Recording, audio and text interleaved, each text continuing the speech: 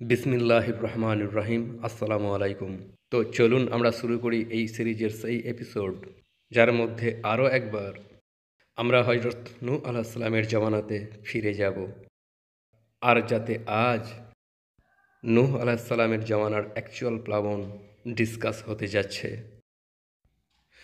এখন অ্যাকচুয়াল প্লাবনের দিকে আমরা যাওয়ার আগে আমার আবেদন যে গত 3টে এপিসোড থেকে পাওয়া ইনফরমেশন আপনারা আরও একবার আপনাদের মনে রিফ্রেশ করে নিন, যে হযরত নূহ আলাইহিস সালামের জমানা আমাদের জমানার থেকে খুবই ভিন্ন ছিল। সেই জমানাতে এমন এমন সব ডাইমেনশন কাজ করে যাচ্ছিল, যা আজ আমাদের জন্য বন্ধ হয়ে গিয়েছে। সেই যুগে আসমানের এমন এমন সব দরজা খোলা ছিল, যেগুলো প্লাবন আসার পর বন্ধ হয়ে গেল। আর এরূপটা কেন? হযরত নূহ আলাইহিস সালাম সেই 5 জন আম্বিয়ার মধ্যে একজন, যাদের সাথে বড় বড় আশ্চর্যজনক ঘটনা সংঘটিত হয়েছিল। আর সেই 5 আম্বিয়া কেরাম কে কে? আল আহজাবের 7ম আয়াতে সেই 5 আম্বিয়ার নাম মজুদ আছে। আর আমি চাই আপনারা যেন এই আয়াত খুব মন দিয়ে শোনেন, যে যখন আমরা সমস্ত নবীদের কাছ থেকে অঙ্গীকার নিলাম, আর বিশেষভাবে আপনার কাছ থেকে, আর নূহ থেকে, আর ইব্রাহিম থেকে, আর মুসা থেকে, আর মরিয়ম পুত্র ঈসা থেকেও, তো এই হলো সেই 5 আম্বিয়া। আর এই আয়াতের ভিত্তিতে আবু হুরায়রা রাদিয়াল্লাহু তাআলা আনহু বলতেন যে এই 5 আম্বিয়া মহান আল্লাহর সবচেয়ে বেশি পছন্দের নবী অতিবাহিত হয়েছেন। এখন আপনারা খেয়াল করুন যে এই 5 আম্বিয়ার সাথে এমন এমন সব ঘটনা সংঘটিত হয়েছে, যেগুলো খুবই ইন্টার ডাইমেনশনাল প্রকারের ঘটনা ছিল। যেমন হযরত ইব্রাহিম আলাইহিস সালাম, যার বিষয়ে কুরআন বলছে যে আমরা তাকে আসমান ও জমিনের সমস্ত মাখলুকাত দেখিয়েছিলাম। তারপর হযরত মুসা আলাইহিস সালাম, যার বিষয়ে কুরআন বলছে যে মহান আল্লাহ তাকে আওয়াজ দিয়ে ডেকেছিলেন। যদিও কুরআন এটাও বলছে যে মহান আল্লাহ কখনো কোনো বান্দার সাথে কথা বলেন না, কিন্তু মুসা আলাইহিস সালামের সাথে মহান আল্লাহ কালাম করেছেন। বরং মিরাজের রাতে মুসা আলাইহিস সালামকে তো নবী করিম সাল্লাল্লাহু আলাইহি সাল্লাম অ্যাট লিস্ট 3টে স্থানে দেখেছিলেন: বাইতুল মাকদাসে, হযরত মুসা আলাইহিস সালামের নিজের কবরে, আর তারপর ষষ্ঠ আসমানে। অ্যাটলিস্ট 3টে স্থানে মুসা আলাইহিস সালাম একসাথে মজুদ ছিলেন। তারপর হযরত ঈসা আলাইহিস সালাম, যিনি আজও জীবিত আছেন, আর দ্বিতীয় আসমানে কোথাও ইয়াহইয়া আলাইহিস সালামের সাথে আছেন। আর যার বিষয়ে আল কুরআন বলছে যে আল্লাহর আদেশে তিনি মুর্দাকে জীবিত করতেন। আর তারপর নবী করিম হযরত মুহাম্মদ সাল্লাল্লাহু আলাইহি ওয়াসাল্লাম, যে যাকে আল্লাহ রাব্বুল ইজ্জত একই রাতে মসজিদে হারাম থেকে মসজিদে আকসা, আর তারপর মিরাজের মাধ্যমে 7ম আসমান পর্যন্ত নিয়ে গিয়েছিলেন। আর 5ম নবী হযরত নূহ আলাইহিস সালাম, যার ইন্টার ডাইমেনশনাল প্রকারের জীবনের বিষয়ে আজকের আমাদের এই ভিডিও। আমি আপনাদেরকে আরও একটা এক্সাম্পল দিচ্ছি। আব্দুল্লাহ ইবনে আব্বাস রাদিয়াল্লাহু তাআলা আনহু থেকে একটা রেওয়ায়াত আছে, যেটা কাসাসুল আম্বিয়াতেও মজুদ আছে, আর আল বিদায়া ওয়ান নাহায়ার মতো এক বিশাল কিতাবেও মজুদ আছে, যে একবার নবী করিম হযরত মুহাম্মদ সাল্লাল্লাহু আলাইহি সাল্লাম হজের সময় এক উপত্যকা দিয়ে গেলেন। তো হঠাৎ করেই তিনি আলাইহিস সালাম দাঁড়িয়ে পড়লেন আর প্রশ্ন করলেন, হে আবু বকর, এটা কোন স্থান? তো আবু বকর সিদ্দিক রাদিয়াল্লাহু তাআলা আনহু আরজ করলেন যে ইয়া রাসূলুল্লাহ, এটা আসফান নামক এক উপত্যকা। তো তিনি আলাইহিস সালাম বললেন যে আবু বকর, এটা হলো সেই স্থান যেখান দিয়ে নূহ, হুদ আর হযরত ইব্রাহিম আলাইহিস সালাম গিয়েছিলেন। তারা হজ করতে যাচ্ছিলেন। তাদের উট ছিল লাল রঙের, আর তাদের উটের নাকেলে খেজুরের ছাল দিয়ে তৈরি করা ছিল, আর তাদের লিবাস তাহেবান্দ আর আবাও দিয়ে তৈরি করা ছিল, আর তাদের আবায়া চিতার চামড়ার মতো ছিল। এই রওয়ায়েত কাসাসুল আম্বিয়া আর আল বিদায়া ওয়ান নাহায়া দুটোতেই মজুদ আছে। কিন্তু just hold on for a second, এই রেওয়ায়াতটাকে খুব মন দিয়ে দেখুন। এর থিম থেকে এমনটা মনে হয় যেন সেই সময় সেই 3জন আম্বিয়া একসাথে ছিলেন। তাদের পোশাক একই রকম ছিল, তাদের উট একই রকম ছিল। দেখে মনে হয় যেন সেই সময় সেই 3জন আম্বিয়া একসাথে মজুদ ছিলেন। যদিও আমরা জানি যে সেই 3জন আম্বিয়াই একে অপরের থেকে শত শত অথবা হাজারো বছরের দূরত্বে নিযুক্ত হয়েছিলেন। তাহলে তারা 3জনে একসাথে হজের সফরে কিভাবে যাচ্ছিলেন? স্রেফ একটা অবস্থায়, যে যদি সেই সফর অন্য কোনো ডাইমেনশনে হয়ে থাকে। আর এই রওয়ায়েত আপনাদেরকে স্রেফ এই কারণে শোনায়নি, বরং এ কারণেও শুনিয়েছি যে আসফানের উপত্যকা আরও একটা কারণে খুবই গুরুত্বপূর্ণ, আর সেটা হলো এটা যে সেই স্থানে অর্থাৎ আসফানে পরবর্তীতে আরও একবার অন্য কোনো ডাইমেনশন খুলে যাবে। আর তখন সেই স্থানে যে ডাইমেনশনটা খুলবে সেই ডাইমেনশনের সম্পর্ক জমিন থেকে বের হওয়া আরও এক প্রাণীর সাথে হবে, দাব্বাতুল আর্দের সাথে। এক্স্যাক্টলি সেই প্রাণী যার উল্লেখ সূরা নমলে আছে যে আমরা তাদের জন্য জমিন থেকে একটা প্রাণীকে বের করব যে তাদের সাথে কথা বলবে। আর আবদুল্লাহ ইবনে ওমর রাদিয়াল্লাহু আনহু বলেন যে জমিন থেকে বের হওয়ার পর সেই প্রাণী চিৎকার করতে করতে সর্বপ্রথম মাশরিকের দিকে যাবে, তারপর চিৎকার করতে করতে শামের দিকে ছুটবে। তার চিৎকারের আওয়াজ বহু দূর থেকে শুনতে পাওয়া যাবে, আর তারপর চিৎকার করতে করতে সর্বশেষে সকালের সময় সে আসফানের উপত্যকার দিকে ছুটবে। তো আসফানের উপত্যকায় নিশ্চিতরূপে সেই ডাইমেনশনের ব্যাপারে কোনো রহস্য লুকিয়ে আছে। কি সেই রহস্য, সেটা আজকের এই ভিডিওর টপিক নয়, তাই অন্য কোনো সময়। বাট দ্য পয়েন্ট ইজ যে নূহ আলাইহিস সালামের জীবন আর জমানাতে এমন সব ডাইমেনশন খোলা ছিল যেগুলো আজ আমাদের জন্য বন্ধ হয়ে গিয়েছে।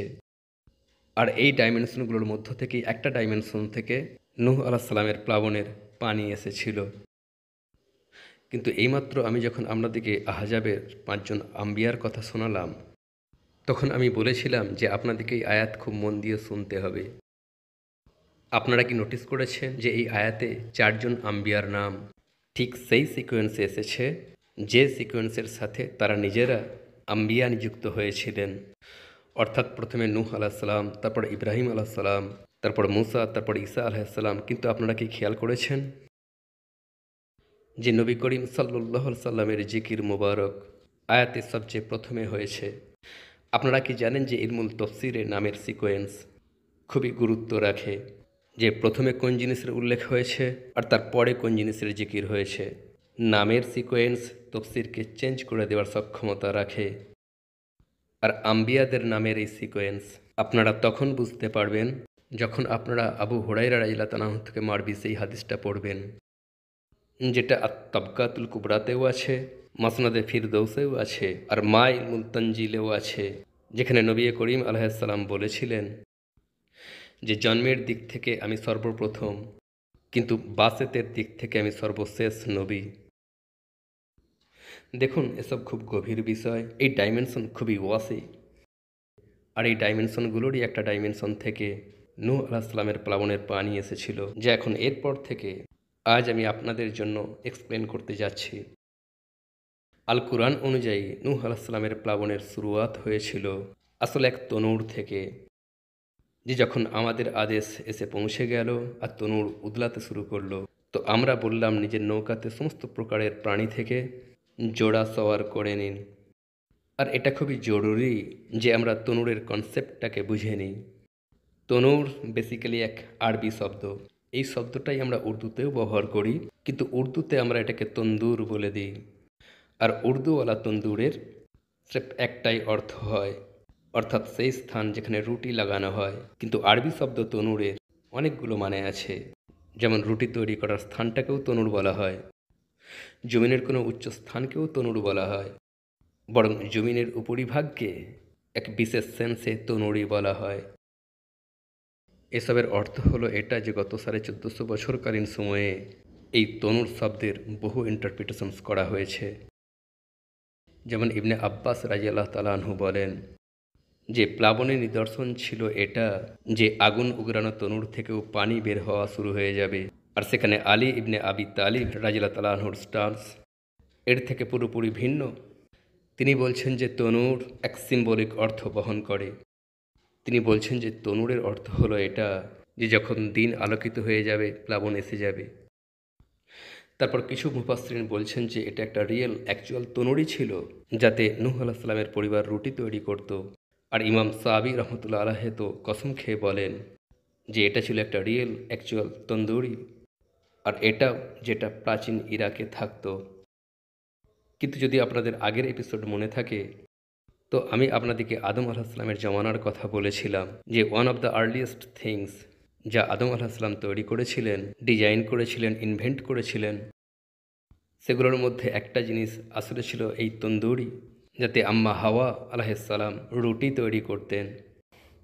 আর এই একই টার্মস ইমাম হাসান আসকারি রহমতুল্লাহ আলাহেরও, যে এটা ছিল সেই একই তন্দুর যা হযরত আদম ও বিবি হাওয়া আলাহিসাল্লামের, যে তন্দুর নূহ আলাহিসাল্লামের জমানা পর্যন্ত এই দুনিয়াতে মজুদ ছিল।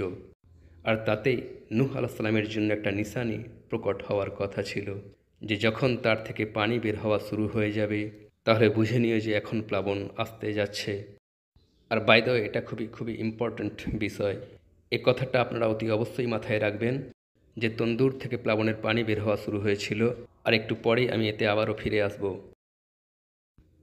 তারপর ইবনে আবি হাতিম এই তন্দুরের লোকেশনটাকে আরও এক্সপ্লেন করছেন যে এই তন্দুর এক বিশাল বড় জাজিরাতে রাখা ছিল, একটা দ্বীপে, একটা আইল্যান্ডে।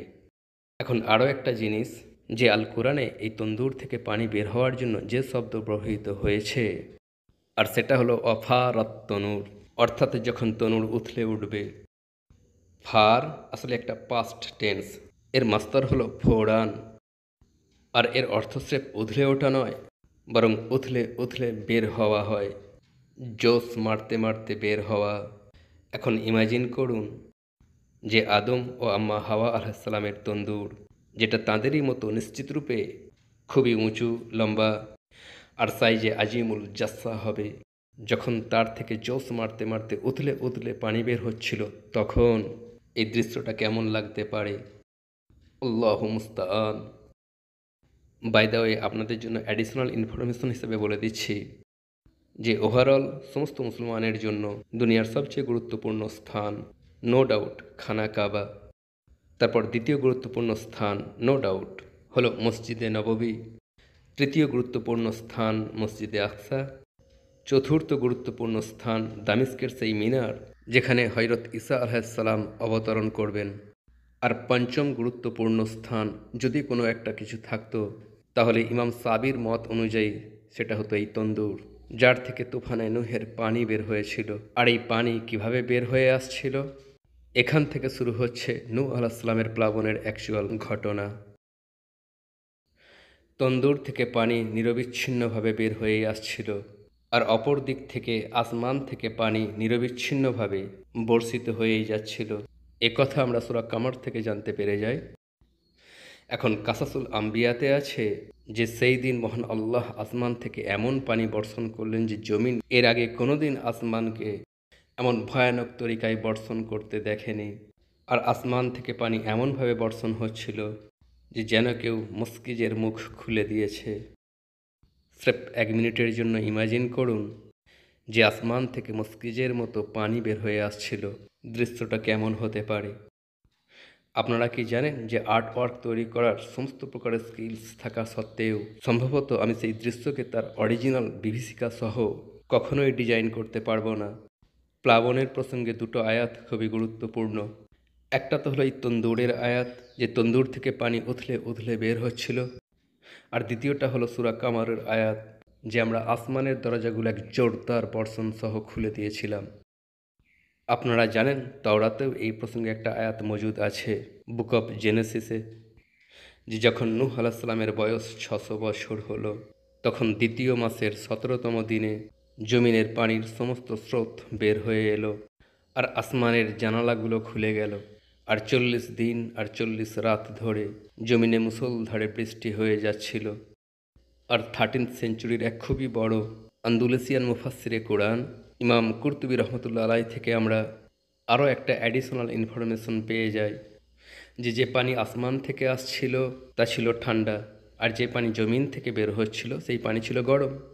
আর তার একটা কারণও আছে, যেটা আপনাদেরকে একটু পরে আমি বলবো। কিন্তু আপনাদের কাছে আমার একটা প্রশ্ন, যে এরূপ বড় এক স্কেলে যখন গরম আর ঠান্ডা পানি একে অপরের সাথে মিলে যায়, তখন তার ফলটা কি হবে? কুয়াশা, সীমাহীন কুয়াশা, তীব্র ভয়ানক কুয়াশা।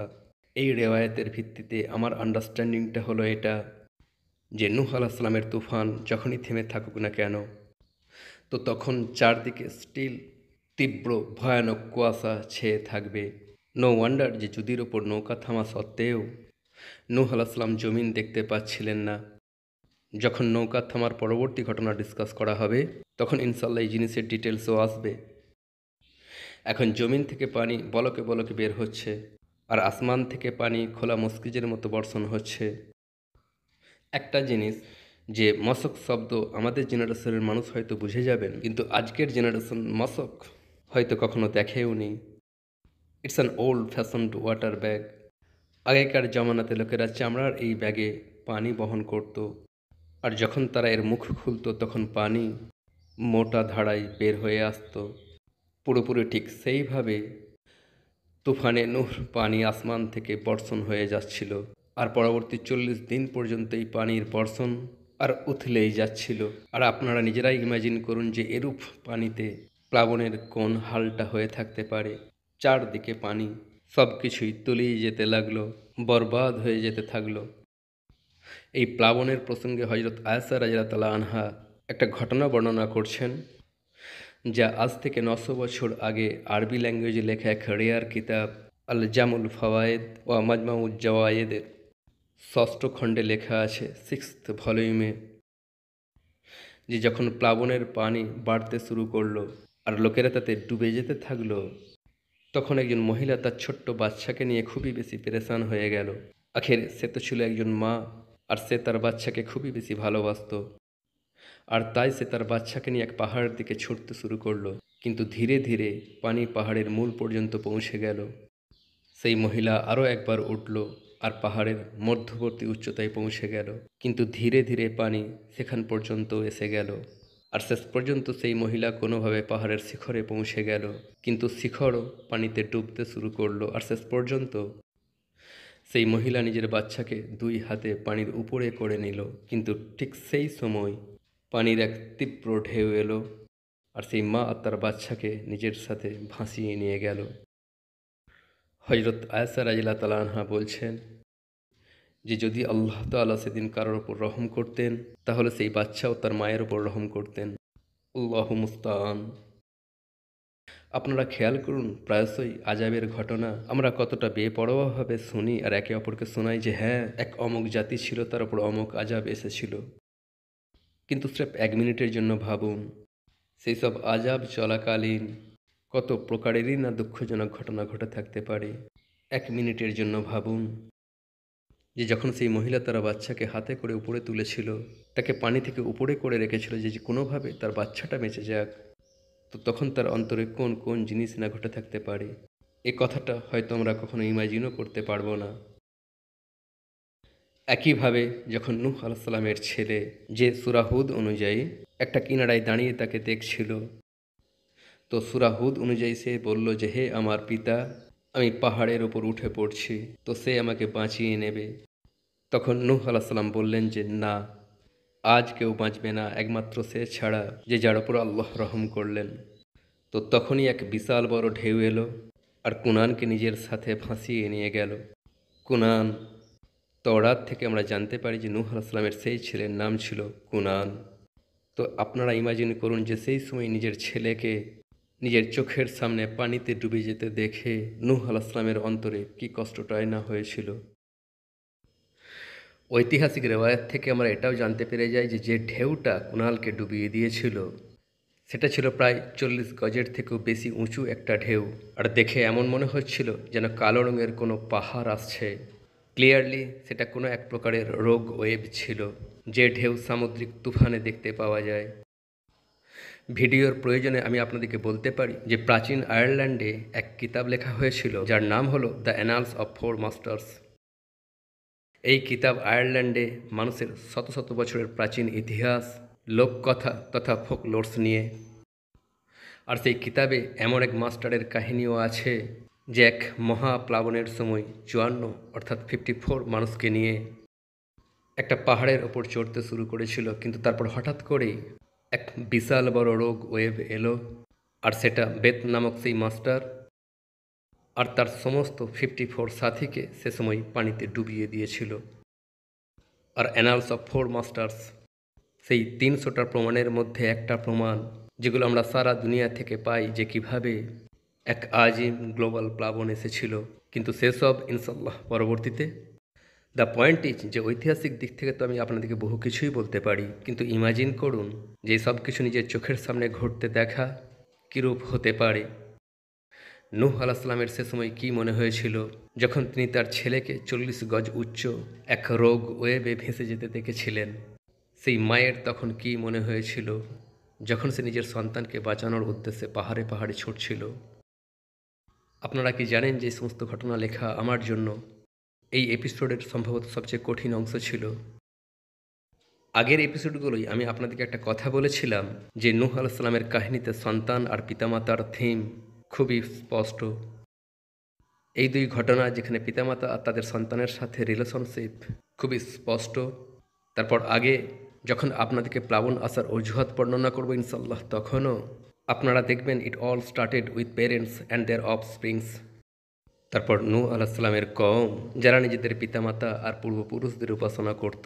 আর কিরূপ কাকতালীয় বিষয় যে নূহ আলাইহিসসালামের কাহিনীও আমাকে সর্বপ্রথম আমার মাই শুনিয়েছিলেন। ভিডিওর সীমা পর্যন্ত আমি আপনাদেরকে বহু ইনফরমেশন দিতে পারি, কিন্তু আমি চাই যে আমার কথার মাধ্যমে আপনাদেরকে আমি একবার সেই জমানাতে ফিরিয়ে নিয়ে যাই আর আপনাদেরকে অনুভব করাই যে এই সব কিছু নিজের চোখের সামনে ঘটতে দেখা কেমন হতে পারে। কারণ যদি একবার আপনারা এটা অনুভব করতে পারেন, তাহলে তখন আপনাদের অন্তরে আল্লাহর আজমত আর তার ভয় সঠিক অর্থে অনুভূতি আসা শুরু হয়ে যাবে। ওকে, এখন এক খুবই গুরুত্বপূর্ণ প্রশ্ন যে নূহ আলাইহিসসালামের প্লাবনের পানি কোথা থেকে এসেছিল। এইমাত্র আমি আপনাদেরকে বললাম যে এই প্রসঙ্গে দুটো আয়াত খুবই গুরুত্বপূর্ণ। একটা তো সূরা কামারের আয়াত যে আমরা জোরদার বর্ষণে আসমানের দরজাগুলোকে খুলে দিয়েছিলাম, আর আপনাদেরকে বলেওছিলাম যে তাওরাতেও এই আয়াত আছে যে সেই বৃষ্টিতে আসমানের সমস্ত জানালা খুলে গিয়েছিল। আর এই পার্ট আপনাদের জন্য হয়তো এই ভিডিওর সবচেয়ে ইন্টারেস্টিং অংশ হবে। দেখুন, বৃষ্টি এমন এক জিনিস যার জ্ঞান ট্রুলি একমাত্র আল্লাহ ছাড়া আর কারোর কাছেই নেই। নবী আলাইহিসসালাম বলেছিলেন যে 5টা জিনিস এমন আছে যেগুলোকে আল্লাহ ছাড়া আর কেউ জানে না। প্রথম জিনিস যে কেউ জানে না যে কাল কি হবে। দ্বিতীয় জিনিস কেউ জানে না যে মায়ের গর্ভে কি আছে। তৃতীয় জিনিস কেউ জানে না যে তার মৃত্যু কখন আর কোথায় হবে। চতুর্থ জিনিস কেউ জানে না যে কিয়ামত কবে আসবে। আর পঞ্চম জিনিস কেউ জানে না বৃষ্টি কবে হবে। আর আপনারা দেখে নিন হাউ ট্রু ইজ দিস।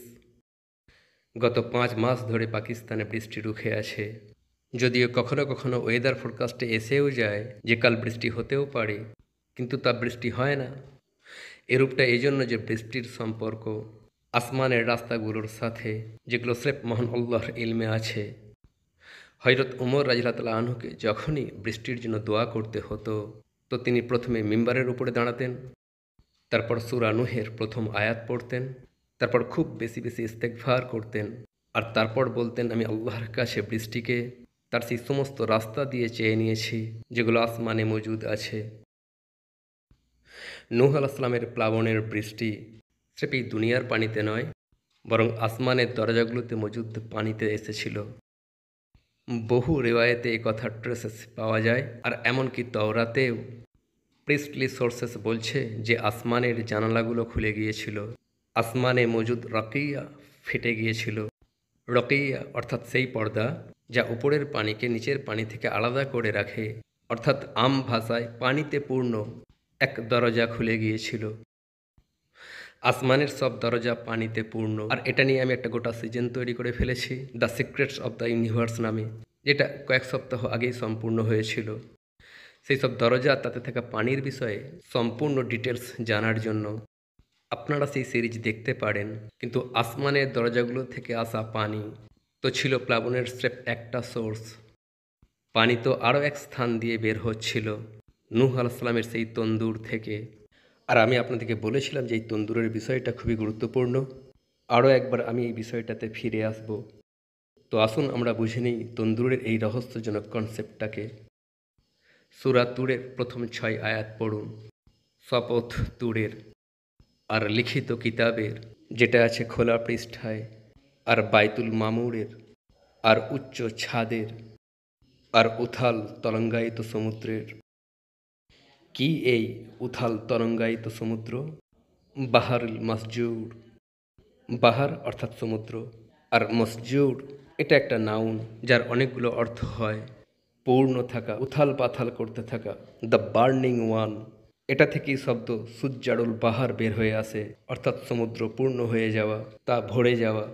আর বাহারুল মসজুরের তফসিরে হযরত আলী রাদিয়াল্লাহু তাআলা আনহু বলছেন যে আল্লাহ রাব্বুল ইজ্জতের আরশের নিচে আজিম পানিতে পূর্ণ এক সমুদ্র আছে, যার গভীরতা এতটা যতটা দূরত্ব 7 আসমান থেকে শুরু করে 7 জমিন পর্যন্ত।